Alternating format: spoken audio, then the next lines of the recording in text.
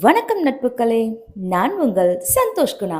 நாவல்களை தொடர்ந்து கேட்க மறக்காம நம்ம சேனலை சப்ஸ்கிரைப் பண்ணிடுங்க. அப்படியே அந்த பெல் ஐக்கானையும் தட்டி விட்டுருங்க. அத்தியாயம் 54. புருஷனா?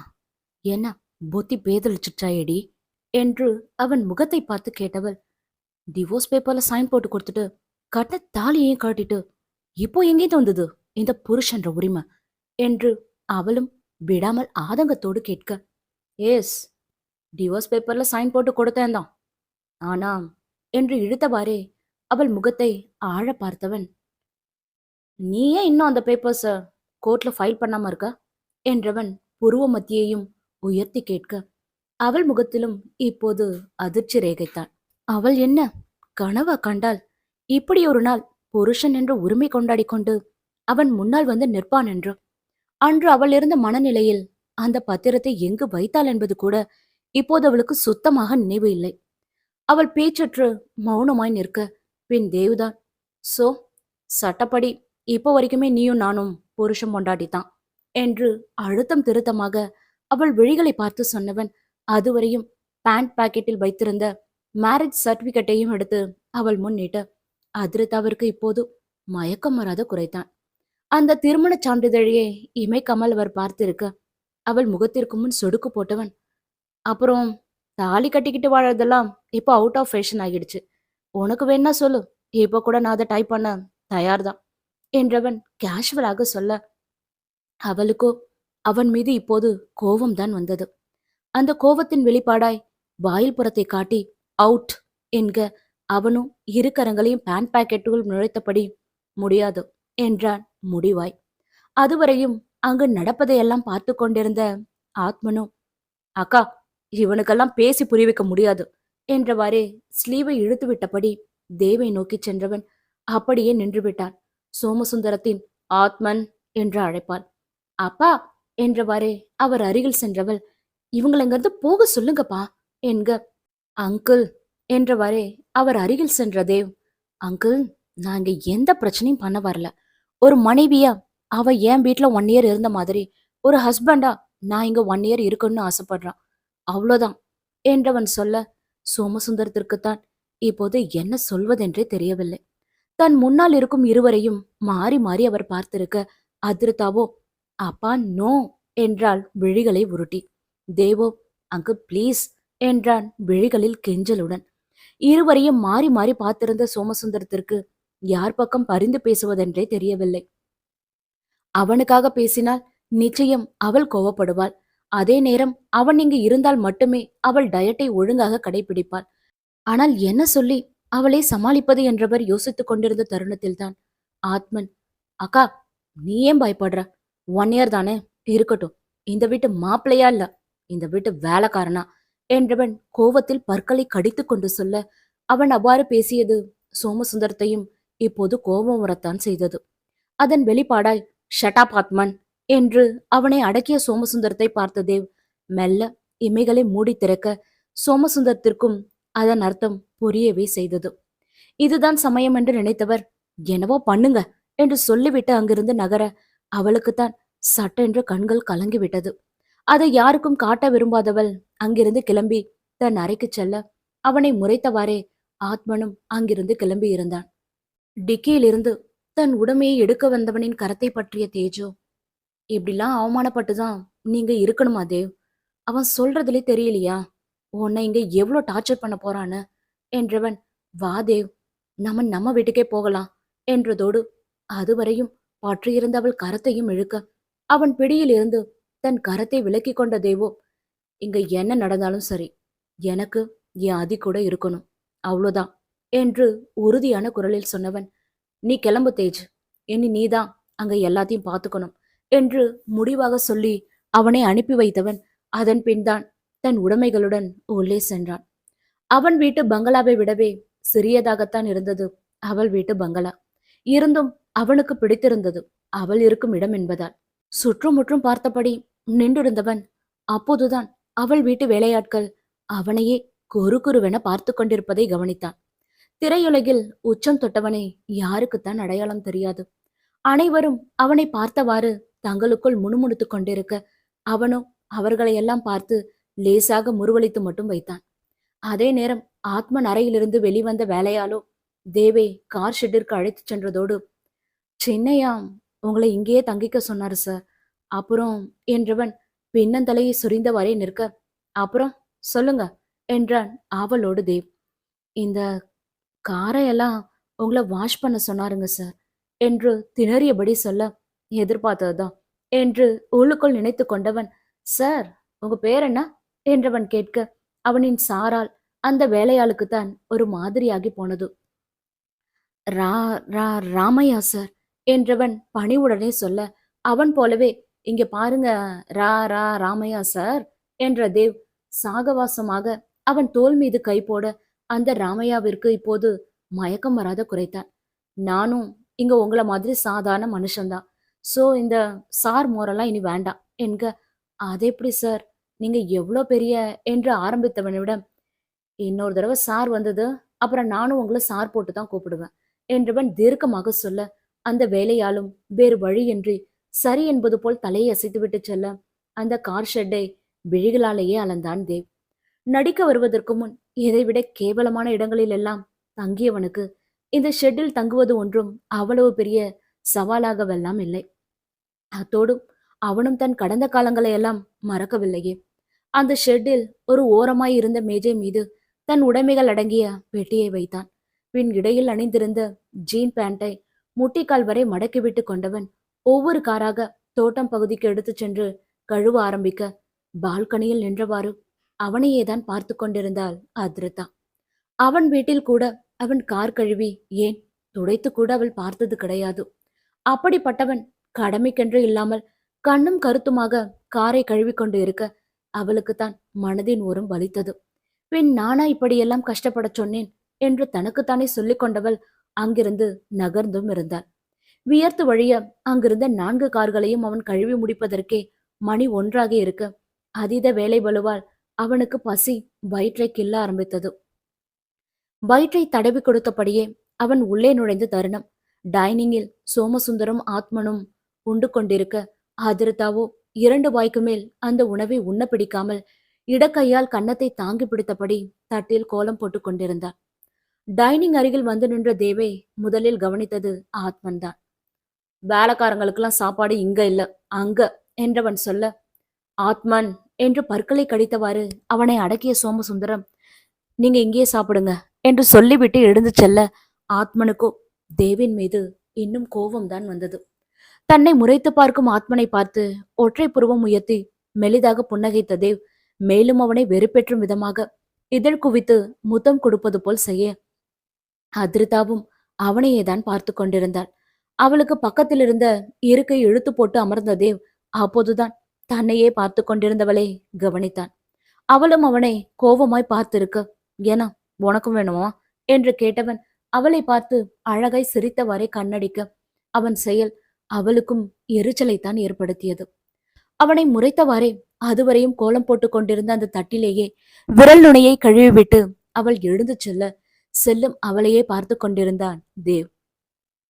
பதிலுக்கு எப்படி அவனை அவமானப்படுத்துவதென்று யோசித்துக் கொண்டிருந்த ஆத்மனுக்கு அதற்கான வாய்ப்பு இப்போது கண்முன்னே இருக்க, ஏய் என்று சொடுக்கிட்டு தன்னை பார்க்க வைத்தவன், பொண்டாட்டி தான் புருஷன் சாப்பிட்ட மிச்சத்தை சாப்பிடணும் இல்ல, புருஷனும் சாப்பிடலாம் என்றவன் சற்று முன் அவள் கை கழுவிட்டு சென்ற தட்டை அவன் முன்னால் நகர்த்தி வைக்க, அவன் கூறியது மாடிப்படிகள் ஏறிக்கொண்டிருந்தவளின் காதிலும் நன்றாக விழவே செய்தது. அப்படியே நின்றவள் திரும்பி தேவை பார்த்தாள். எப்படியும் அவன் கோவப்படுவான் என்றவள் நினைத்திருக்கையில், அவனோ யா கண்டிப்பா என்று புன்முறுவலுடனே சொன்னவன் அவள் கை கழுவிட்டு சென்ற உணவை எடுத்து உண்ண ஆரம்பிக்க, அதிருதாவிற்குத்தான் கண்கள் கரித்து கொண்டு வந்தது. இதையெல்லாம் எதிர்பார்த்துத்தானே அவனும் இங்கு வந்தது. என்ன, இதையெல்லாம் முன்பு அவன் அவளுக்கு செய்தான், இப்போது அதை ஆத்மன் அவனுக்கு செய்கிறான், அவ்வளவுதான். உண்மையை சொல்ல போனால் நடந்த இந்த நிகழ்வு குறித்து அவள் கவலைப்பட வேண்டிய அவசியம் இல்லைத்தான். இருந்தும் ஏனோ பெண்ணவள் மனம் அவன் நிலையை நினைத்து சங்கடப்படவே செய்தது. மேற்கொண்டு அங்கு நிற்க பிடிக்காமல் அறைக்கு வந்தவள் தலையை பிடித்து கொண்டு அமர்ந்து விட்டாள். அத்தோடு இனி தனக்கான உணவை தன் அறைக்கே கொண்டு வந்து கொடுக்குமாறும் வேலையாளிடம் சொல்லிவிட்டிருந்தாள். உணவை விரைவாக உண்டு முடித்தவன் நேராக சமையல் கட்டுக்குள் தான் நுழைந்தான். அங்கிருந்த பழங்களில் அவளுக்கு கொடுக்க வேண்டிய பழங்களான பேரிக்காய், ஆப்பிள், கொய்யா, அன்னாச்சி பழங்களை எடுத்து ஒவ்வொன்றிலும் 2 கீற்றுகள் வெட்டி ஒரு பவுலில் வைத்தவன் மற்றொரு பவுலில் வேக வைத்த முட்டையின் வெள்ளைக்கருவை வைத்து செவிலியரிடம் கொடுத்து அனுப்பினான், அவளை உண்ண வைக்கும் பொருட்டு. முதலில் வேண்டாம் என்று மறுத்தவள் பின் ஒவ்வொரு பழமும் ஒவ்வொரு சுவையாக இருந்ததால் மிச்சம் வைக்காமல் அனைத்தையும் உண்டுவிட அதை செவிலியர் மூலம் அறிந்தவனுக்கோ சந்தோஷத்தில் கை கால் புரியவில்லை. அந்த சந்தோஷத்தோட ஆத்மனிட்ட அனைத்து வேலைகளையும் வேகமாகவே முடித்தான் தேவ். அன்றைய நாள் முழுவதும் அதீத வேலை செய்ததாலோ என்னவோ அந்த கொசுக்கடியிலும் வெற்று தரையில் தேவ் அசந்து உறங்க அவளுக்குத்தான் பஞ்சனை முள் போல குத்தியது. அடுத்த நாள் சீக்கிரமாகவே எழுந்தவள் குளித்து முடித்த கையோடு ஹால் பகுதிக்குத்தான் சென்றாள், அவனை பார்க்கும் பொருட்டு. ஆனால் எங்கும் அவன் இல்லாமல் போகவே விழிகளில் ஒருவித தேடலுடன் கார் ஷெட் பகுதிக்கு சென்றவள் அதிர்ந்து போய் அப்படியே நின்று விட்டாள். உறங்கிக் கொண்டிருந்த தேவ் மீது ஆத்மன் ஒரு வாளி தண்ணீரை ஊற்றியதை பார்த்து திடீரென்று தன் மீது சில்லென்று தண்ணீர் பட்டதில் அடித்து பிடித்து கொண்டவன் எழுந்து அமர, நினைச்ச நேரத்துக்கு எழுந்திருக்க, இது ஒன்னும் உன் வீடு இல்ல என்று அதிகாரமாய் சொல்லிவிட்டு அங்கிருந்து சென்ற ஆத்மன் மீது இப்போது அவளுக்கும் கோபம்தான் வந்தது. இருந்தும் கை முஷ்டிகளை இறுக மூடியவாறு அவள் அங்கேயே நின்றிருக்க, அதே நேரம் முகத்தில் வழிந்த தண்ணீரை வடித்து விட்டபடி அவளை பார்த்த தேவோ குட் மார்னிங் என்று வெண்பற்கள் தெரிய அழகாய் சிரித்தபடி சொல்ல, அவளுக்கோ மீண்டும் மனம் பாரமாகி போனதொரு உணர்வு தான். அவன் இருக்கும் நிறத்திற்கு அவன் முகத்தில் கொசு கடித்த தடங்கள் சிவப்பு நிறத்தில் சிறு சிறு கொப்புளங்களாக தெரிய அதை அவளும் கவனிக்கவே செய்தாள். அத்தோடு அவன் அணிந்திருந்த உடை ஆத்மன் ஊற்றிய தண்ணீரால் முழுவதுமாக நனைந்திருந்ததோடு அழுக்காகவும் இருக்க, அவன் வீட்டில் அவன் கம்பீரமாக வலம் வருவதுதான் இப்போதும் அவள் நினைவிற்கு வந்து போனது. குட் மார்னிங் என்றவன் மீண்டும் சொன்ன போதுதான் சுயத்திற்கு திரும்பினாள் அதிரிதா. பதிலுக்கு எதுவும் சொல்லாமல் அங்கிருந்து நகர்ந்தவள் நேராக சென்றது ஆத்மனிடம்தான். மாடிப்படிகளில் வேக எட்டுகளுடன் ஏறிக்கொண்டிருந்தவன் அவளின் ஆத்மன் என்ற அழைப்பால் அப்படியே நின்று விட்டான். வீட்டுக்கு வந்தவன்கிட்ட இப்படிதான் நடந்துக்கிறதா என்றவள் கேட்டபோது அவனோ, நான் ஒன்னும் வீட்டுக்கு வந்தவங்கள நாயை விட்டு கடிக்க வைக்கலையே என்று சுருக்கென்று சொல்லிவிட்டு செல்ல, அவளுக்கு அப்போதுதான் புரிந்தது அவளை அவன் பழிவாங்கியதற்காக ஆத்மன் அவனை பழிவாங்கி கொண்டிருக்கிறான் என்று. ஆனால் அவள் கேட்கவில்லையே தனக்காக அவனை பழிவாங்கச் சொல்லி. இந்த விஷயத்தில் சம்பந்தப்பட்ட அவள் கூட இதுநாள் வரையும் அவனை விட்டு ஒதுங்கிச் செல்லத்தான் நினைக்கிறாளே தவிர பதிலுக்கு அவனை பழிவாங்க வேண்டும் என்று ஒருபோதும் நினைத்ததில்லை. காரணம் சந்தியாவின் வளர்ப்பு அப்படி. அவரின் வளர்ப்பில் ஆத்மன் மட்டும் எப்படி தப்பி போனான் என்பதுதான் இப்போது அவளுக்குள் இருக்கும் கேள்வியும் கூட. உன்னை துரோகித்தவரை உன்னால் மன்னிக்க முடியாவிட்டாலும் பரவாயில்லை, பதிலுக்கு அவரை பழிவாங்க நினைக்காதே என்று அடிக்கடி சந்தியா சொல்வது இப்போது கூட அவள் நினைவிற்கு வந்து போக தவறவில்லை. இந்த வயதிலேயே பழிக்கு பழி என்றவன் இறங்கிவிட்டால் பின்னாளில் அவன் குடும்ப வாழ்க்கைக்குள் நுழையும் போது அதில் வரும் பிரச்சனைகளை எப்படி பொறுப்போடும் பொறுமையோடும் கையாள்வான் என்பதுதான் இப்போது அவளுக்குள் ஓடிக்கொண்டிருந்தது. அதே சமயம் அவனுக்கு எப்படி இதையெல்லாம் எடுத்து சொல்லி புரிய வைப்பதென்றும் அவளுக்கு விளங்கவில்லை. காலை நடந்த நிகழ்வுகளின் தாக்கத்தால் அன்று முழுவதும் அவள் அறையை விட்டு வெளியில் வரவே இல்லை. அறைக்கே வேலையால் எடுத்து வந்து கொடுத்த உணவை கூட அவள் சரியாக உண்ணாமல் இருக்க தேவும் அதை கவனிக்கவே செய்தான். இருந்தும் ஏதும் செய்ய முடியாத சூழல். இந்த 2 நாட்களில் அவளை பேச வைக்கவும் நெருங்கவும் அவனும் எவ்வளவோ முயற்சி செய்து பார்க்கிறான் தான். ஆனால் அவள்தான் நத்தை கூட்டிற்குள் அடைந்து கிடப்பது போல் அறைக்குள்ளேயே அடைந்து கிடக்கிறாளே. அத்துமீறி அவள் அறைக்குள்ளும் அவனால் நுழைய முடியாது. என்ன செய்வதென்ற யோசனையிலேயே அந்நாள் கழிய சரியாக உண்ணாததன் விளைவை அடுத்த நாளே அவள் அனுபவிக்கும் நேர்ந்தது. அத்தியாயம் 25. அன்று அவளுக்கு டயாலிசிஸ் என்பதால் சோமசுந்தரம் அவளுடன் மருத்துவமனைக்கு செல்ல தேவ்தான் அவர்களை காரில் அழைத்துச் சென்றான். சரியாக உண்ணாமல் இருந்ததன் விளைவால் டயாலிசிஸ் போட்ட 1 மணி நேரத்திற்குள்ளேயே அவளுக்கு வயிற்றை பிரட்டிக்கொண்டு வாந்தி வந்ததோடு உடல் வலியோடு குளிர்காய்ச்சலும் வந்து அவள் கஷ்டப்பட தேவருக்குமே அவள் நிலையை பார்த்து பயம்தான். அவனே பயப்படுகிறான் என்றால் சோமசுந்தரத்தின் மனநிலையை பற்றி சொல்லவா வேண்டும்? அவரை வெளியிலேயே அமர்த்தியவன் அதன் பின் டயாலிசிஸ் முடியும் வரை எங்கும் நகராமல் அவள் அருகிலேயே இருந்ததோடு இதமாக அவள் கை கால்களையும் பிடித்துவிட மருந்தின் உதவியால் அவளும் மெல்ல மெல்ல உறங்கி போனாள். 4 மணி நேர டயாலிசிஸ் முடிந்த பின்னும் மருந்தின் வீரியத்தால் அவள் மயக்க நிலையிலேயே இருக்க, பின் தேவ்தான் அவளை கையில் ஏந்தி வந்து காருக்குள் படுக்க வைத்து வீட்டிற்கும் அழைத்துச் சென்றான். மருந்தின் வீரியத்தாலும் உடலில் இருந்த அசதியாலும் அழைத்து போட்டாற்போல் உறங்கிக் கொண்டே இருந்தவள் அடுத்த நாள் காலையில்தான் மெல்ல கண் விழித்தாள்.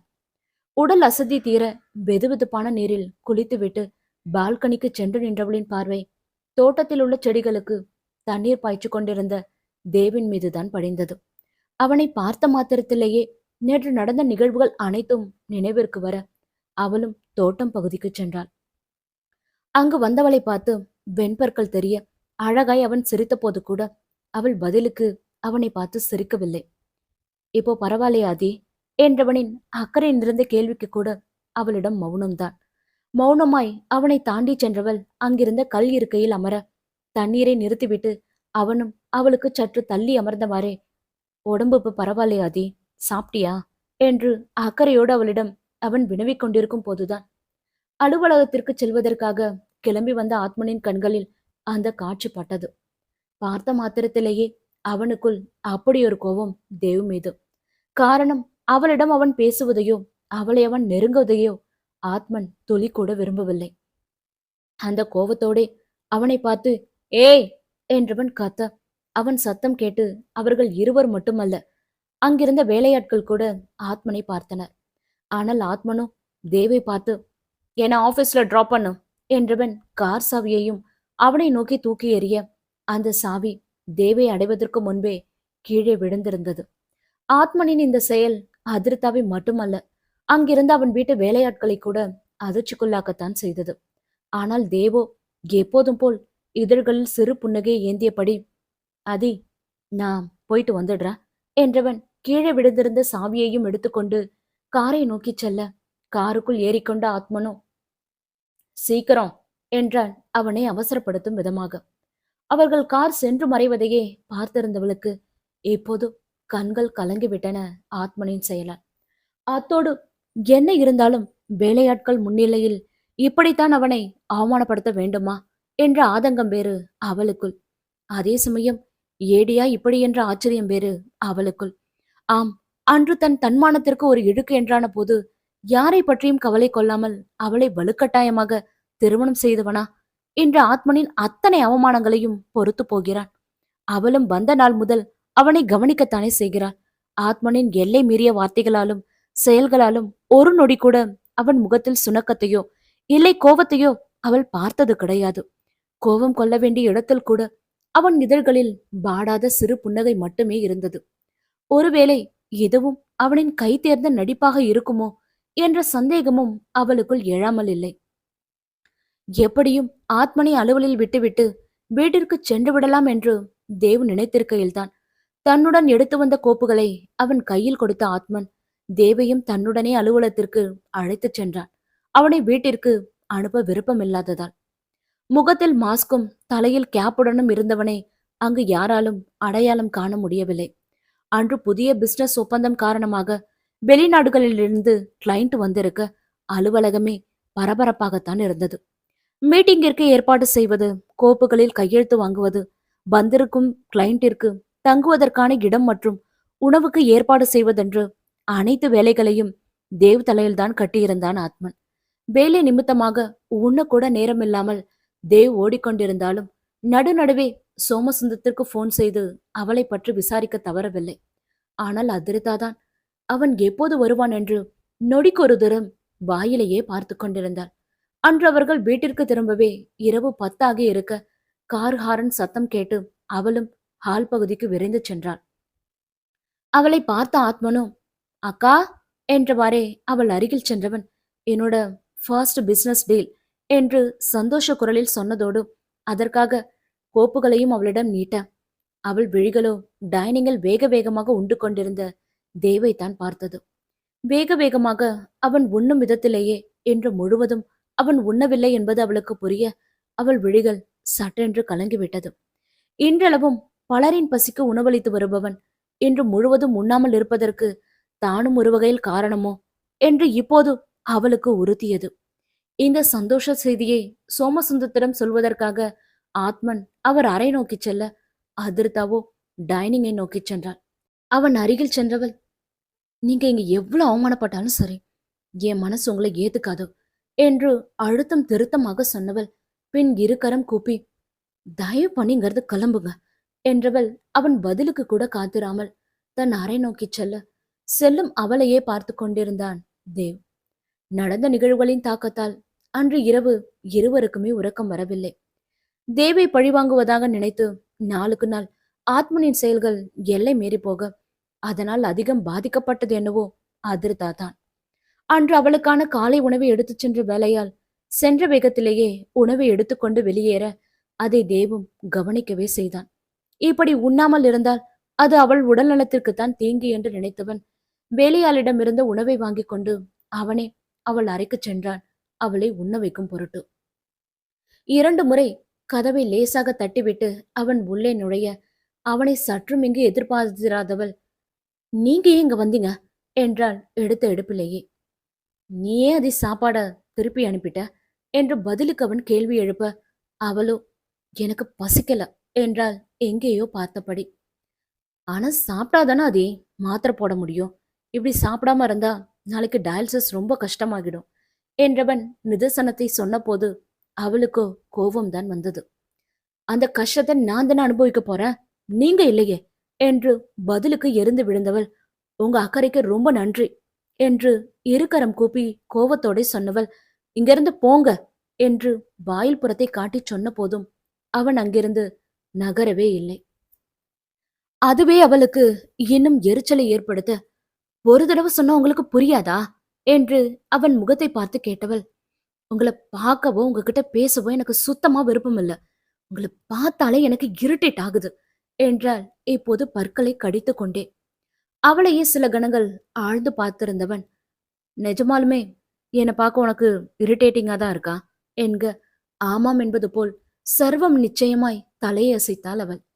அதுவரையும் கையில் இருந்த பிளேட்டை அவள் முன் வைத்தவன் மார்பின் குறுக்கே கைகளை கட்டியபடி, அப்போ நீ சாப்பிட்டாதான் நான் அங்கிருந்து கிளம்புவேன் என்று புதிதாய் ஒரு குண்டை போட, அவளுமே அதிர்ந்து போய்தான் பார்த்தாள் அவனை. பின் நீ போலனா என்ன, நான் இங்கிருந்து போறேன் என்கிற ரீதியில் அவனை முறைத்தவாறே படுக்கையிலிருந்து எழுந்தவள் வாயிற்கதவை நோக்கிச் செல்ல, அவளை கணித்தவனும் 2 எட்டில் அவளுக்கு முன் சென்று வாயிற்கதவை அடைத்ததோடு கதவை சாற்றி தாழிட்டு பூட்டி சாவியையும் கையில் எடுத்துக்கொள்ள, சாவிய கொடியேடி என்றாள் அவள். அவளை பார்த்து புன்னகைத்தவாறே, வாங்கிக்கோ என்பது போல் அவள் முன் அவன் சாவியை நீட்ட அவளும் அதை வாங்க முனைந்தாள். அதை அவள் வாங்க போகும் சமயத்தில் அவன் தலைக்கு மேல் சாவியை தூக்கி பிடிக்க, பாவம் அவள் தான் ஏமாந்து போனாள். அவனை முறைத்தவாறே, விளையாடாதீங்க, சாவியை கொடுங்க என்றவள் அதை வாங்குவதிலேயே முனைப்பாக இருக்க, அவனும் எடுத்துக்கோ என்றான் சாவியை தூக்கி பிடித்தபடி. தலைக்கு மேல் சாவியை தூக்கி பிடித்திருந்த அவன் கரத்தையும் அவனையுமே சில கணங்கள் மாறி மாறி பார்த்திருந்தவள் சற்றும் அவன் எதிர்பார்க்கா வண்ணம் அவன் கால் பாதத்தை இப்போது ஓங்கி மிதிக்க, வலி பொறுக்க முடியாமல் ஆ என்று கத்தியவனின் கரம் இப்போது தானாகவே கீழே வந்திருந்தது. கீழே வந்தவனின் கரத்தை பற்றி கொண்டவள் அவன் கையிலிருந்து சாவியை பிடுங்குவதிலேயே குறியாக இருக்க, சாவியை கொடுக்கப் போவதில்லை என்பதில் அவனும் உறுதியாகவே இருந்தான். இப்படியே சில கணங்கள் நீடிக்க, அவள் கரத்தில் இருந்து தன் கரத்தை விலக்கிக் கொண்டவன் இப்போது இடக்கரத்தால் இடையிலிருந்த டிராக் பேண்டோடு சேர்த்து இன்னரையும் லேசாக இழுத்து பிடித்து அதற்குள் சாவியை போட்டு விடுவேன் என்பது போல் பாவலா செய்ய, அவன் செயல் பார்த்து அதிர்ந்தவளோ நோ நோ நோ என்றாள் விழிகளில் கலக்கத்துடன். அவள் கலக்கத்தை பார்த்து இதழ்களுக்குள் சிரித்து கொண்ட தேவோ, இப்போ நீ மட்டும் சாப்பிடலாதே, கண்டிப்பா சாவியை உள்ள போட்டுடுவேன் என்று மிரட்டும் துணியில் சொன்னவன் சாவியை உள்ளே போடுவது போல் மீண்டும் அருகே கொண்டு செல்ல, இல்ல இல்ல நான் சாப்பிடுறேன் என்றவள் வேக எட்டுக்களுடன் சென்று உணவு தட்டையும் கையில் எடுத்திருந்தாள். உள்ளுக்குள் அதீத பசி இருந்தாலும் அதிலிருந்த உணவை பார்த்தவளுக்கு இப்போது உமட்டி கொண்டு தான் வந்தது. அதன் வெளிப்பாடாய், எப்பவும் இட்லி தோசை தானா, எனக்கு இது சுத்தமா பிடிக்கவே இல்லை என்றவள் முகத்தை அஷ்டகோணலாக வைத்துக் கொண்டே சொல்ல, ஏன் இடியாப்பம் கூட இருக்குதே அதே என்றான் அதிலிருந்து இடியாப்பத்தை சுட்டி காட்டி. எனக்கு தேங்காய் பால் பிடிக்காது என்றவள் சொல்ல, இங்க கொடு என்று சொல்லிக்கொண்டே அவள் கையிலிருந்து தட்டை வாங்கி கொண்டவன் அடுத்து நேராக சமையல் கட்டுக்குத்தான் விரைந்தான். வாணலில் சிறிதளவு எண்ணெய் ஊற்றி கடுகு, உளுத்தம்பருப்பு, கடலைப்பருப்பு, காய்ந்த மிளகாய், கருவேப்பிலை போட்டு தாளித்தவன் அதில் சிறிதளவு எலுமிச்சை பழச்சாற்றையும் சிறிதளவு மஞ்சள் தூளையும் போட்டு கிண்டியதோடு உதுத்து வைத்திருந்த இடியாப்பத்தையும் போட்டு சில நாழிகைகள் கிளறினான். வெள்ளை நிற இடியாப்பம் இப்போது லேசான மஞ்சள் நிறத்திற்கு மாறி இருக்க, பின் அதை ஒரு பவுலில் வைத்து அவளிடம்தான் எடுத்துச் சென்றான். விரல் நுனியில் அழுக்கு கூட படாதவன் இன்று அவளுக்காக சமைத்து வந்திருப்பது அவளுக்கே ஆச்சரியமாகத்தான் இருந்தது. அத்தோடு தூய வெண்மை நிறத்தில் இருந்த இடியாப்பம் இப்போது உதிரி உதிரியாக மஞ்சள் நிறத்தில் இருந்ததோடு அதன் மனமும் வித்தியாசமாக இருக்க, அவளும் அதை எடுத்து ஒரு வாய் உண்டாள். லேசாக காரமும் புளிப்பும் கலந்த சுவையாக இருக்க, அதன் சுவை அவளுக்கும் பிடித்து போகவே செய்தது. இத்தனை நாட்கள் டயட் என்ற பெயரில் உப்பு சப்பு இல்லாமல் உண்டு செத்து போயிருந்த நாக்கிற்கு மீண்டும் உயிர் வந்தது போல் இருக்க, அவனை நிமிர்ந்து பார்த்தாள். அதுவரையும் அவளையே பார்த்திருந்தவன், நல்லா இருக்காதி என்று ஆர்வமாய் கேட்க, அவளோ அவன் கேள்விக்கு பதில் சொல்லாமல், ஏடிக்கு சமைக்க கூட வருமா என்றால் மீண்டும் ஒரு வாய் வைத்தவாறே. ம் என்றவாறே தலையை அசைத்தவன், சினி ஃபீல்டுக்கு வரத்துக்கு முன்னாடி நானும் தேஜு மேக்சிமம் நாங்களே தான் சமைச்சு சாப்பிட்டுப்போம். இதுல அதிகமா தேஜு என்னதான் சமைக்க சொல்வான் என்றவனின் பார்வை அவள் கையில் இருந்த அந்த பவுலின் மீது படிய, வேணுமா என்றால் பவுலை அவன் முன் நீட்டி. வேண்டாம் என்பது போல் தலையை அசைத்தவன், யுனோ ஆதி, எனக்கும் தேங்காய் பால்னா பிடிக்காது. இடியாப்பம் செய்யும் போதெல்லாம் அம்மா எனக்கு இப்படிதான் செஞ்சு தருவாங்க என்றவனின் நினைவுகள் முழுவதிலும் அந்நேரம் மங்களம்தான் நிறைந்திருந்தார். அது அவளுக்கும் புரியவே செய்ய, அவளும் அதன் பின் எதுவும் கேட்கவில்லை. மிச்சம் வைக்காமல் அனைத்தையும் முண்டு விடுத்தவள், அப்புறம் எடி, இந்த டைம் எப்படி, வீடியோவா இல்ல போட்டோவா என்றால் காலி செய்த பவுலை ட்ரேயில் வைத்தபடி. அவள் கேள்வி அவனுக்கு புரியாமல் போகவே, புரியலாதே என்றான். இல்ல, எனக்காக சமைச்சு என்ன சாப்பிட வச்சத வீடியோவா எடுத்து ட்விட்டர்ல போட போறீங்களா இல்ல போட்டோவா போட போறீங்களா என்றவளின் கேள்வி அவனுக்குள் சுருக்கென்று தைக்கவே செய்தது.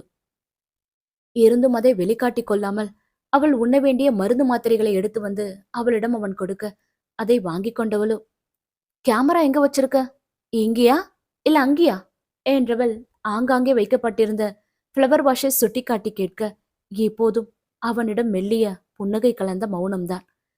என்ன கேப்ஷன் போடுவ என்று மீண்டும் அவன் முகத்தை பார்த்து கேட்டவள், பின் நான் சொல்லட்டுமா என்று சில கணங்கள் யோசித்தவள், ஆ, டிவோர்ஸ் வாங்கிட்டு போன எக்ஸ் ஒய்ஃபுக்கு உடம்பு முடியலனா கூட அவளை பக்கத்துல இருந்து பாத்துக்கிறது தான் ஒரு நல்ல கணவனுக்கு அழகு என்றவள், கரெக்டா என்று அவனை பார்த்து கேட்க, அவனிடம் இப்போதும் மௌனம்தான். அவள் ஒன்றும் புதிதாக எதையும் சொல்லவில்லையே. அன்றவன் செய்ததைத்தானே சொல்கிறாள். தவறு செய்து அவன் வேண்டுமானால் திறந்து இருக்கலாம். ஆனால் அவனால் துரோகிக்கப்பட்டவள் அவ்வளவு எளிதில் அனைத்தையும் மறந்துவிட வேண்டிய அவசியமில்லையே. அவளாலும் இதுநாள் வரை எதையும் மறக்கவும் முடியவில்லை என்பதுதான் நிதர்சனம். அவளின் வார்த்தைகளால் அவன் கண்கள் இப்போது மெல்ல கலங்க, அதை அவளுக்கு காட்டாமல் திருப்பிக் கொண்டவன் கிளாஸில் சிறிதளவு தண்ணீர் ஊற்றி அவளிடம் நீட்டினான், மாத்திரைகளை விழுங்கும் பொருட்டு. கிளாஸை வாங்கி கொண்டவளின் விழிகள் அவன் விழிகளையேதான் பார்த்து கொண்டிருந்தது. அவன் மனதில் என்ன ஓடிக்கொண்டிருக்கிறது என்பதை அறியும் பொருட்டு. எப்போதும் போலவே இப்போதும் அவனுக்குள் என்ன ஓடிக்கொண்டிருக்கிறது என்பதை அவளால் கணிக்க முடியவில்லை. அத்தியாயம் 56. மாத்திரை போட்டுக் கொண்டவளிடமிருந்து கிளாஸை வாங்கி டீப்பாய் மீது வைத்தவன் பின் கைக்கு செய்யப்படும் பந்து எக்ஸசைஸ்க்காக அந்த ஸ்மைலி பந்தை எடுத்து வந்து அவள் கைகளில் கொடுத்தான்.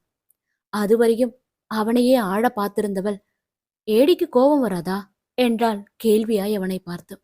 அதற்கும் அவனிடம் பதில் இல்லாமல் போகவே 2-3 முறை பந்தை அழுத்தியவள், என்னால முடியல, எனக்கு ரொம்ப வலிக்குது என்றவரே கையில் இருந்த பந்தையும் தூக்கி எறிந்தாள். இப்போதாவது அவன் கோபப்பட மாட்டானா என்ற எதிர்பார்ப்பேன். ஆனால் அவனோ அவள் தூக்கி எறிந்த பந்தை எடுத்து வந்து அவள் அருகில் அமர்ந்ததோடு அவள் கரத்தை பற்றி உள்ளங்கையில் அந்த பந்தை வைத்தவன் அவள் கரத்தை பின்புறமாக பற்றி அந்த பந்தை அழுத்தி பிடிக்க வைக்க, அவளுக்கோ மனம் சங்கடமாகித்தான் போனது. இருந்தும் திரும்பி அவனை பார்த்தவள், என்ன பண்ணா ஏடிக்கு கோபம் வரும் என்க இப்போதும் அவனிடம் மெல்லிய புன்னகைத்தான் பதிலாக வந்தது. ஒருவேளை ஏடியோட ஈகோ மேல கைய வச்சா கோபம் வருமோ என்றவள் கேட்டு முடிக்கவும் அவள் அறையில் இருந்த இன்டர்காம் ஒலிக்கவும் சரியாக இருந்தது. ஒளித்து கொண்டிருந்த இன்டர்காமை எடுக்கும் பொருட்டு எழ முற்பட்டவனின் டிஷர்ட்டை பற்றியவள், பதில் சொல்லிட்டு போயேடி என்றாள் இப்போது அழுகை அடைக்கும் குரலில். கலங்கி இருந்த அவள் விழிகளையே சில கணங்கள் பார்த்திருந்தவன், என்னடி என்க அந்த டியில் இருந்த உரிமையும் அக்கறையும் அவளுக்கும் புரிய அதன் வெளிப்பாடாய் மேலும் அவள் கண்கள் கலங்கி போகன. அதை அவனுக்கு காட்டாமல் அவள் விழிகளை தாழ்த்தி கொள்ள பின் தேவ்தான், அதி ப்ளீஸ் என்ன பாரா என்க அவளும் அழுத விழிகளுடனே அவனை பார்த்தாள். அவள் விழிகளிலிருந்து வழிந்தோடிய கண்ணீரை அவன் கரங்கள் துடைக்க முற்பட அவன் கரத்தை பற்றி கொண்டவளோ, உன மனசார காதலிக்கிற பொண்ணை ஏமாத்துறோமேனு ஒரு தடவை கூட உனக்கு உறுத்தலையாயடி என்று விழிகள் நிறைய வலிகளுடன் அவள் கேட்டபோது அவனுக்கோ அன்று மோமோவுடன் அவள் சிரித்து விளையாடிய போது அங்கு இருக்க முடியாமல் அவன் பட்ட வேதனைத்தான் நினைவிற்கு வந்தது. இருந்தும் தன்னை நிரூபிக்க விரும்பாதவன் எதுவும் சொல்லாமல் அமைதியாகவே நின்றிருக்க, நடிக்கிறதான் நடிச்ச, இன்னும் கொஞ்ச நாள் எனக்கு காதலிக்கிற மாதிரி நடிச்சிருந்தனா அந்த சந்தோஷத்தோட நான் போயிருப்பல்ல ஏடி என்று சொல்லும் போதே அவள் குரல் உடைய அவன் மார்பிலேயே முகம் புதைந்து அழவும் ஆரம்பித்திருந்தாள். காயம் எங்கேயோ அதற்கான மருந்தும் அங்கேதானே இருக்கிறது. கோவமோ அழுகையோ காயமோ வெறுப்போ எதுவாயினும் அதை கொட்டி தீர்க்க அவளுக்கு அவன்தானே வேண்டும். அவளுக்கு மட்டும் என்ன அவனை இப்படியெல்லாம் வார்த்தைகளால் காயப்படுத்த வேண்டும் என்று ஆசையா? உண்மையை சொல்ல போனால் அவனிடம் இப்படியெல்லாம் பேசியதற்காக அவனை விட அவளுக்குத்தான் உள்ளுக்குள் அதிகம் வலித்தது. அந்த வலியின் தாக்கத்தால் தான் அவள் இப்போது அழுவது கூட. அழும் அவளை தேற்றும் வழி தெரியாது. அவளை அணைத்திருந்தவனின் கண்களிலும் அந்நேரம் கண்ணீர் தான். இப்போது அவன் மனசாட்சியே அவனை கொத்தி கிழித்தது. ஏன் இப்படியெல்லாம் செய்தாய் என்று. அவன் மார்பிலேயே அழுது கரைந்தவள் அழுத விழிகளோடே அவனை ஏறிட்டு பார்த்தாள். ஆதி என்றவன் ஆரம்பிக்கும் முன்பே கை உயர்த்தி அவனை தடுத்தவள், என் பிரச்சனையே நீதான் ஏடி. இப்போ வரைக்குமே என்னால எதையும் மறக்கவும் முடியல, உன்னை மன்னிக்கவும் முடியல என்று அழுது கொண்டே அவள் சொல்ல, அவள் மோவாயை பற்றி தன்னை பார்க்க வைத்தவன், அதி நீ எதையும் மறக்கவும் வேண்டாம், என மன்னிக்கவும் வேண்டாம், அட்லீஸ்ட் என பக்கத்திலே வச்சிருந்து தண்டிக்கலாம் இல்லையா என்று அவனும் வார்த்தைகளில் வலிகுடனே சொல்ல, அவன் வார்த்தை மேலும் அவளை கலங்கத்தான் செய்தது. செய்த தவறுக்கு மனம் வருந்தி மன்னிப்பு கேட்க கூட மறுக்கும் இந்த உலகில் அவன் தன் தவறுகளுக்கான தண்டனையை கேட்பது அவள் மனதையும் நெகிழத்தான் வைத்தது. இருந்தும் அவளால் அவனை தண்டிக்க முடியாத நிலை. மனதார நேசித்தவனை தண்டிக்க முடியாததால் தானே அவள் அவனை விட்டு ஒதுங்கியே நிற்பது. உன்னை என்னால் தண்டிக்க முடியாது என்று அவளால் சொல்லவும் முடியவில்லை. ஒரு தடவை சொன்னா உங்களுக்கு புரியாதா? ஏன் இப்படி பிடிவாதம் பிடிக்கிறீங்க என்று இப்போது கோபத்தில் கத்தியவள், உன்னை என்னால தண்டிக்க முடியாது ஏடி, என தண்டிக்கிறதுக்காக கூட நீ இப்போ என் மனசுல இல்லைன்றதுதான் நிஜம் என்று அழுக்குரலில் அழுத்தம் திருத்தமாக சொன்னவளை அதிர்ந்து போய் பார்த்தான் தேவ். இப்பெல்லாம் நீ என் மேல காட்டுற அக்கறை, அன்பு, ஆத்மன் கிட்ட பொறுத்து போற உன் பொறுமை, கோவப்படாம இருக்கிறது, ஏன் இப்போ உன் தொடுக அழுக கூட எனக்கு நடிப்பா இருக்குமோன்னு தான் தோணுது ஏடி என்று எத்தனை நாட்கள் தன் மனதிற்குள்ளே போட்டு குழம்பிக் கொண்டிருந்ததே என்று அவனிடம் வெளிப்படையாக சொல்லிவிட்டு அவள் அழ, அவனுக்கோ இதயத்தில் இடி விழுந்த உணர்வு தான். ஒரு முறை துரோகத்தால் காயப்பட்ட மனம் அதன்பின் தன்னை தேடி வரும் உண்மையான அன்பை கூட சந்தேக கண்களோடு தானே பார்க்கும். இது அந்த மனிதனின் தவறு அல்ல, எங்கே மீண்டும் காயப்பட்டு விடுவோமா என்ற அந்த மனதின் பயமே. அவளுக்கும் இப்போது அதே பயம்தான். அந்த பயத்தை தான் என்று வெளிப்படையாக அவள் அவனிடம் தெரிவித்தது கூட. அதே சமயம் அவள் அவ்வாறு கூறியது அவனையும் காயப்படுத்தவே செய்தது. எப்படியாவது அவள் தன்னை ஏற்றுக்கொள்வாள் என்ற எண்ணத்தில்தான் அவன் இங்கு வந்தது கூட. ஆனால் தன் மீது துளியளவு நம்பிக்கை கூட அவளுக்கு இல்லை என்பதே என்று அவள் சொல்லித்தானே அவனுக்கும் தெரிந்திருந்தது. அந்த நம்பிக்கை இல்லை என்ற பட்சத்தில் தானே அவன் செயல் யாவும் அவளுக்கு நடிப்பாகவே தெரிகிறது. தன் மீது தவறே இருந்தாலும் இதுநாள் வரையும் யார் முன்னிலையிலும் தலை குனியாதவன் என்று முதன்முறையாக அவள் முன் தலை குனிந்து நின்றான். இத்தனை நாட்கள் அவளை நம்ப வைத்து ஏமாற்றி விட்டதாக மட்டுமே நினைத்திருந்தவனுக்கு இன்றுதான் தான் எதையெல்லாம் இழந்திருக்கிறோம் என்பதும் புரிந்திருந்தது. ஆம், மங்களத்திற்கு பிறகு அவனிடம் அவள் எடுத்துக்கொண்ட உரிமையை அவன் இழந்திருந்தான். அவனுக்காக ஒவ்வொன்றையும் பார்த்து பார்த்து செய்த அவளின் அக்கறையை இழந்திருந்தான். அவனை உண்மையாக நேசித்த அவளின் கள்ளம் கபடமில்லாத அன்பை இழந்திருந்தான். அத்தனைக்குமே அவன் மீது அவள் வைத்திருந்த நம்பிக்கையை மொத்தமாக இழந்திருந்தான். அவனுக்கு தெரியவில்லை, அவளுக்குள் உயிரற்று போயிருக்கும் நம்பிக்கைக்கு எப்படி உயிரூற்றுவதென்று. அவன் சிலையாய் சமைந்திருக்க அந்த அறை முழுவதும் அவளின் அழுகை சத்தம் மட்டுமே நிரம்பி இருந்தது. அவள் இருக்கும் உடல்நிலையில் இந்த அளவிற்கு எமோஷனல் ஆகக்கூடாது என்பது அந்நேரத்திலும் அவன் நினைவிற்கு வர தவறாமல் இல்லை. அதே என்றவாறே அவளின் தோள்களை பற்றியவன் என்ன சமாதானம் சொன்ன போதும் பெண்ணவள் அழுகை நின்ற பாடில்லை. பின், நான் என்ன பண்ணா உனக்கு என் மேல நம்பிக்கை வரும் அதி என்று அவளிடமே அவன் கேட்டபோது அவளோ, எனக்கு தெரியல, எனக்கு தெரியல ஏடி என்றாள் அழுது கொண்டே. அழும் அவளையே சில கணங்கள் பார்த்திருந்தவன் பின் என்ன நினைத்தானோ ஒரு முடிவு எடுத்தவனாய் அவள் அறையில் இருந்த டிவி முன்பு சென்று நின்றவன் ரிமோட்டால் நியூஸ் சேனலை வைத்ததோடு வால்யூமையும் கூட்டி வைத்தவன் அடுத்த கணமே அந்த அறையிலிருந்து வெளியேற அவள் செயல் எதுவும் அவளுக்கு விளங்கவில்லை. மனம் சோர்ந்து போனதால் இப்போது அவளுக்கு உடம்பும் சோர்ந்து போக கண்களை மூடி படுக்கையில் படுத்துக்கொண்டவளின் கண்களிலிருந்து கண்ணீர் மட்டும் நிற்காமல் வழிந்து கொண்டே இருந்தது. அவன் கிளம்பி சென்று கிட்டத்தட்ட 15 நிமிடங்கள் இருக்கும். எல்லாரும் எப்படி இருக்கீங்க என்றவனின் குரல் கேட்டு திடுக்குற்று கண் விழித்தவள் அவனை பார்த்தது என்னவோ டிவி திரையில்தான். ஆம், அவன் அறையிலிருந்து வெளியேறியவன் தேஜிற்கு அழைப்பதற்காக போனை கையில் எடுக்க நல்ல வேளையாக தேஜையே அவனை தொடர்பு கொண்டிருந்தான். எடுத்தெடுப்பிலேயே பிரஸ் மீட்டுக்கு அரேஞ்ச் பண்ண தேஜ், இன்னும் 5 மினிட்ஸ்ல நான் அங்க இருப்பேன் என்று சொல்லிவிட்டு தேவ் அழைப்பை துண்டிக்க தேஜும் அவன் சொன்னது போலவே பிரஸ் மீட்டிற்கு ஏற்பாடு செய்திருந்தான். அடுக்கி வைக்கப்பட்டிருந்த மைக்கின் முன்னால் சென்று அவன் நிற்க புருவம் சுருக்கியபடி எழுந்தவள் தொலைக்காட்சியின் அருகில் சென்று நின்று கொண்டாள். அவன் கேள்விக்கு அவனை குழுமியிருந்த பத்திரிகையாளர்கள் நலம் என்றதோடு, ஏடி எதுக்காக அந்த திடீர் பிரஸ் மீட், நியூ படம் அனௌன்ஸ்மெண்டா, அரசியலுக்கு வரப்போறீங்களா என்று ஆளாளுக்கு அவனிடம் கேள்வி எழுப்ப கரம் உயர்த்தி அனைவரையும் அமைதிப்படுத்தியவன் அதன் பின்னே பேச ஆரம்பித்தான். நீங்க எல்லாரும் நினைக்கிற மாதிரி எனக்கும் அதிருதா சோமசுந்தரத்துக்கும் நடந்தது காதல் திருமணம் இல்ல என்று நிறுத்தியவன் கட்டாய திருமணம் என்க திரையில் அவனை பார்த்து கொண்டிருந்த அவள் உட்பட அனைவரின் விழிகளும் அதிர்ச்சியில் விரிந்தன.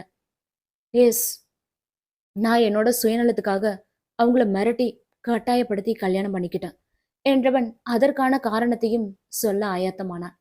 ஷூட் முடிந்ததை முன்னிட்டு அன்று இரவு நடந்த பார்ட்டியில் யாரோ அவன் பழச்சாற்றில் ஹெராயின் கலந்ததையும் அதை குடித்ததால் தன்னையும் அறியாமல் ஆராவின் நெருப்பிற்கு காரணமானதையும் சொன்னவன் எந்த வகையிலும் தன் நற்பெயருக்கு குந்தகம் ஏற்பட்டுவிடக் கூடாது என்பதற்காகவே இனியனுடன் அவளுக்கு திருமணம் என்ற நிலையில் அவளை உருட்டி மிரட்டி கட்டாயப்படுத்தி திருமணம் செய்து கொண்டதை சொல்ல திரையில் அதையெல்லாம் அதிர்ச்சியோடு பார்த்து கொண்டிருந்தவளின் விழிகள் இருந்து இப்போது கண்ணீர் துளிகள் உருண்டோடியது.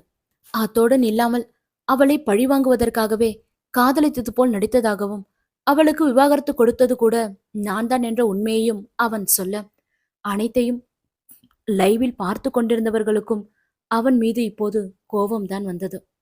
இதில் அவன் முன் அமர்ந்திருக்கும் பத்திரிகையாளர்கள் நிலை பற்றி சொல்லவா வேண்டும்? ஏடி, உங்களால எப்படி இவ்ளோ கேவலமா நடந்துக்க முடிஞ்சது? உங்களை எதிர்த்தா இப்படிதான் பழி வாங்குவீங்களா? இது மனித உரிமை மீறல், இதுக்கெல்லாம் என்ன தண்டனை தெரியுமா என்று அங்கிருந்தவர்கள் அனைவரும் அவனிடம் எகிர ஆரம்பிக்க அதில் ஒருவனோ தேவின் மீது செருப்பை தூக்கி வீசியிருந்தான். அந்த காட்சியை லைவாக திரையில் பார்த்து கொண்டிருந்த அதிர்தாவின் எதிர்களோ ஆதி என்றது. தன்னை நிரூபிக்கவும் இழந்த நம்பிக்கையை மீட்டெடுக்கவும் அவன் இப்படி ஒரு செயலை செய்வான் என்று சற்றும் அவள் எதிர்பார்க்கவில்லை. எந்த மக்கள் மத்தியில் தன் பெயர் கெட்டுவிடக் கூடாது என்பதற்காக அன்று அவளை பகடைக்காய ஆக்கினானோ என்ற அதே மக்கள் முன்னிலையில் அவளுக்காக செய்த குற்றங்களை ஒத்துக்கொண்டு ஒரு கைதி போல நின்றான் ஆதித்ய தேவ். யாராலும் செய்ய முடியாத ஒரு காரியம்தான், ஆனால் அவன் செய்திருந்தான் அவளுக்காக. எப்போதும் தன்னை நிரூபிக்க சீதைகள் தான் தீக்குளிக்க வேண்டும் என்று அவசியமில்லை. தேவை ஏற்படின் ராமன்களும் தீக்குளிக்கலாம். ஆம், அவனும் தன்னை நிரூபிப்பதற்காகவும் அவளுக்குள் உயிரற்று போயிருக்கும் நம்பிக்கைக்கு உயிரூட்டும் பொருட்டும் தீக்குளித்தான். அந்த தீயில் உயிரினும் மேலான அவனின் தன்மானத்தையே எரித்து சாம்பலாக்கி இருந்தான் அவளின் ஆதி என்னும் ஆதித்ய தேவ். நல்ல வேளையாக தேவ் நகர்ந்து கொண்டதில் அந்த செருப்பு அவன் மீது படாமல் கீழே சென்று விழுந்தது. அவன் பவுன்சர்கள் ஓடிச் சென்று செருப்பை வீசியவனை பிடித்து அடிக்க முயன்ற போது அவனோ வேண்டாம் என்பது போல் தலையசைக்க அவர்களும் அவனை விட்டுவிட்டனர். சற்று நேரத்தில் அந்த இடமே ரணகலமாகி போனது போல் இருக்க மீண்டும் தேவ்தான் நிலைமையை சரி செய்தான். நான் பண்ண தப்புக்கெல்லாம் உங்ககிட்ட மன்னிப்பு கேட்க போறதில்ல என்றவாறு இருக்கரம் கூப்பி எதிரில் இருந்த கேமராவை பார்த்தவன், இந்த வாழ்க்கை நீங்க கொடுத்தது. சோ நீங்க என்ன தண்டனை கொடுத்தாலும் அதை இந்த ஏடி மனசார ஏத்துப்பான் என்று குரலில் தன்மையோடு சொல்ல, திரையில் அவனை பார்த்திருந்தவளோ, ஏன் அது இப்படி பண்ணீங்க என்றாள் அழுது கொண்டே. ஆனா இப்போ என் அதைய நான் உயிருக்குயிரா காதலிக்கிறேன். அவ கூட என் வாழ்க்கைய வாழணும்னு ஆசைப்படுறேன். அவளோட உடம்பு சரியாகிற வரைக்கும் அவ பக்கத்திலேயே இருக்கணும்னு நினைக்கிறேன் என்றவன், சோ இனி நான் படங்களும் நடிக்க போறது இல்ல என்று அதிரடியாக சொல்ல, அது அவனின் ரசிகர்களுக்குத்தான் பேரதிர்ச்சியாக இருந்தது. அவன் அவ்வாறு கூறியதை கேட்டு தேஜ் மட்டுமல்ல, அனைத்தையும் லைவாக பார்த்து கொண்டிருந்த தருணுக்குமே அதிர்ச்சி தான். இவன் என்ன மெண்டலா? அவனை தேடி போய் ஆப்பு மேல உட்கார்றான் என்று திரையை பார்த்து சொன்னவனுக்கு அப்போதுதான் ஒன்று நினைவிற்கு வந்தது. அந்த நாடகத்தில் தன்னையும் தேவ் கூட்டு சேர்த்து கொண்டது. இல்லாத வீடியோவுக்கு நீங்க எப்படி ஸ்கிரிப்ட் எழுதுனீங்கன்னு எல்லாரும் மைக்க தூக்கிட்டு வந்து கேட்டா நான் என்ன சொல்றது என்று முணுமுணுத்தவனுக்கு அதற்கும் சேர்த்து யோசிக்க வேண்டிய கட்டாயம். அதே நேரம், சார் அவர் நீ நடிக்க போறது இல்லையா, அப்போ நாம கேஸ வாபஸ் வாங்கிடலாமா என்று கேட்ட ராகவ் தருண் பார்த்த பார்வையில் வாயை மூடிக்கொண்டான். அவன் தோக்கணும், ஆனா அந்த தோல்விக்கு நான் மட்டும்தான் காரணமா இருக்கணும் என்றவன், நடிக்க மாட்டேன்னு சொன்னா மட்டும் நான் விட்டுடுவனா? யாருன்னே தெரியாதவங்கள அம்மா அப்பாவா ஏத்துக்கிட்டு தினம் தினம் அவன் சாகணும் என்று சொன்னவனின் கண்களில் தான் எத்தனை வன்மம். ஏய் ராகவ் என்று அவனை அழைத்தவன், அந்த ஜட்ஜு கிட்ட பேசிட்டியா என்று கேள்வியோடு அவனை பார்க்க, ஆ பேசிட்டேன் சார். ஜட்ஜு சொன்ன லேப்லையும் பேசி கன்ஃபார்ம் பண்ணிட்டேன். கண்டிப்பா நாம சொல்ற மாதிரியான ரிசல்ட் தான் வரும் என்று ராகவ் ஆணித்தனமாக சொல்ல, யோசனையோடே சரி என்பது போல தலையை அசைத்தவனின் பார்வை மீண்டும் தொலைக்காட்சி திரைக்குத்தான் தாவியது. உங்க எல்லாரையும் போல ஒரு சாதாரண மனுஷனா எனக்காகவும் என் அதிக்காகவும் எங்களோட காதலுக்காகவும் வாழணும்னு ஆசைப்படுறேன். I hope you all understand என்று கூறி பிரஸ் மீட்டை முடித்த தேவ் அங்கு குழுமியிருந்த பத்திரிகையாளர்களை பார்த்து, நீங்க எல்லாரும் சாப்பிட்டுட்டு தான் போகணும் என்றார் எப்போதும் போல் அன்பு கட்டளையாய். தேஜ் அமைதியாக காரை ஓட்டிக்கொண்டிருக்க அவனை பார்த்தவாறே பக்கத்து இருக்கையில் அமர்ந்திருந்தான் தேவ். என் மேல கோவமா தேஜ் என்று அவனையே ஆரம்பிக்க, அவனும் சாலையை பார்த்தவாறே ஏன் என்றான். இல்ல, எப்பவும் உன்கிட்ட டிஸ்கஸ் பண்ணி தான் எந்த முடிவா இருந்தாலும் எடுப்பேன். ஆனா இன்னைக்கு என்றவன் இழுக்க, I think you did good job man என்க. நிஜமாவா என்ற தேவை பார்த்து ஆமாம் என்பது போல் தலையசைத்தவன், எல்லாத்தையும் மனசுக்குள்ளே வச்சுக்கிட்டு நீ படுற வேதனை எனக்கு தெரியும் தேவ் என்று சொல்ல, தேஜின் புரிதலை நினைத்து தேவின் மனம் நெகிழ்ந்துதான் போனது. உண்மையை சொல்ல போனால் அனைத்தையும் வெளிக்கொட்டிய பின்தான் தேவாலும் இயல்பாக இருக்க முடிந்தது. அத்தோடு அவன் மனமும் எந்த அழுத்தமும் இல்லாமல் லேசாகி இருந்தது. ஆனா என்ன, இந்த பிரச்சனைக்கெல்லாம் பிள்ளையார் சுழி போட்ட தருணை பத்தியும் நீ சொல்லி இருக்கணும் என்று தேஜ் தன் மனதில் பட்டதை சொன்ன போது, சொல்லணும்னு தோணல என்றவாறே முன்னுச்சி கொதிவிட்டவன், தருணால தானே எனக்கு அதி கிடைச்சா என்று சொல்ல, ஓ நீ அப்படி போறியா என்று கேட்டு தேஜ் சிரிக்க தேவும் அவன் சிரிப்பில் இணைந்து கொண்டான். அப்புறம் என்ன சொல்றான் உன் மச்சான், இன்னும் முறுக்கிக்கிட்டு தான் இருக்கிறானா என்று மெலிதாக புன்னகித்துக் கொண்டே தேஜ் கேட்டபோது, அவன் சின்ன பையன்டா என்ற தேவிற்கு எப்போதும் சிரிப்புத்தான் வந்தது. பழி வாங்குகிறேன் என்ற பெயரில் ஆத்மன் செய்யும் சேட்டைகளை நினைத்து. அதே நேரம் தேஜின் செல்போன் சத்தமிட யாரென்ற திரையை பார்த்தான். சிஎம் தான் அவனை அழைத்திருந்தார். இப்ப என்னவா இந்த ஆளுக்கு என்று சலித்து கொண்டே அழைப்பை ஏற்ற தேஜ் அதை ஸ்பீக்கரிலும் போட்டிருந்தார். எடுத்த எடுப்பிலேயே, என்ன தேஜ் ஏடி இப்படி பண்ணிட்டாரு, நான் இங்க டெல்லியில உள்ளவனுங்க கையில கால்ல விழுந்து சீட்டுக்கு ரெடி பண்ணிட்டு இருக்கேன். இவர் என்னன்னா மறுபடியும் தேர இழுத்து நடுத்தெருல விட்டிருக்காரு. இதனால எவ்வளவு ப்ராப்ளம் வரும் தெரியுமா என்று அவன் செயலை நினைத்து அவர் வருத்தத்துடன் சொல்லிக் கொண்டிருக்கும் போதே, ஹலோ சிஎம் சார், எனக்கு இந்த அரசியெல்லாம் வேண்டாம். நான் மக்களோட மக்களா இருந்து என்னால முடிஞ்ச உதவியை அவங்களுக்கு பண்ணிக்கிறேன், நன்றி என்ற தேவ் அழைப்பையும் துண்டித்திருக்க தேஜருக்குத்தான் சிரிப்பை அடக்க முடியவில்லை. வெகு நாட்களுக்கு பிறகு மனதிலிருந்து சிரித்தனர் இருவரும். இதுக்கப்புறமாவது சிஸ்டர் சைட்ல இருந்து பாசிட்டிவ் ரிசல்ட் வருமா தேவ் என்றவனின் கேள்விக்கு தெரியவில்லையே என்பது போல் உதட்டை பிதுக்கினான் தேவ். எல்லாம் ஓகே.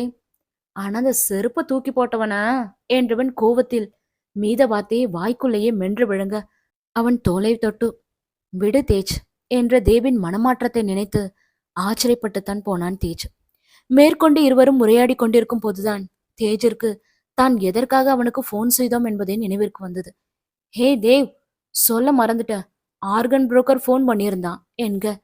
இதை ஏண்டா முதலே சொல்லல என்றவன் அவன் கையில் ஓங்கி ஒரு குத்து விட வலியில் ஆ என்று அலறிய தேஜோ அவன் குத்திய இடத்தை தடவி கொடுத்தவாறே நீ எங்கடா என்ன பேச விட்ட என்று கத்த தேவிற்கு அப்போதுதான் அவனை பேச விடாமல் போனை கட் செய்தது நினைவிற்கு வந்தது. சரி சரி, புரோக்கர் என்ன சொன்னான் என்றவன் பேச்சை மாற்ற யாரோ 2 பேரு கிட்னி கொடுக்க சம்மதிச்சிருக்காங்களாம். நாளைக்கு ஆபீஸ்க்கு வந்து பார்க்க சொன்னான் என்று சொல்ல தேவிற்கோ சந்தோஷத்தில் கண்கள் கலங்கி விட்டன. அவனின் கலங்கிய விழிகளை பார்த்தவன் டேய் என்ன என்க ஒன்றுமில்லம் என்பது போல் மெலிதாக புன்னகைத்துக் கொண்டே தேவ் தலையை அசைக்க இனி உனக்கு எல்லாமே நல்லதா தாண்டா நடக்கும். நீ காலையில ரெடியாயிரு, நான் வந்து பிக் பண்ணிக்கிறேன், நம்ம சேர்ந்தே போகலாம் என்று தேஜ் சொன்னபோது பதிலுக்கு சரி என்பது போல் தலையை அசைத்தவனுக்கு என்னவோ எல்லாமே ஒரே நாளில் கைகூடி விட்டது போல் இருந்தது. மீண்டும் அடுத்த அத்தியாயத்தில் சந்திப்போம்.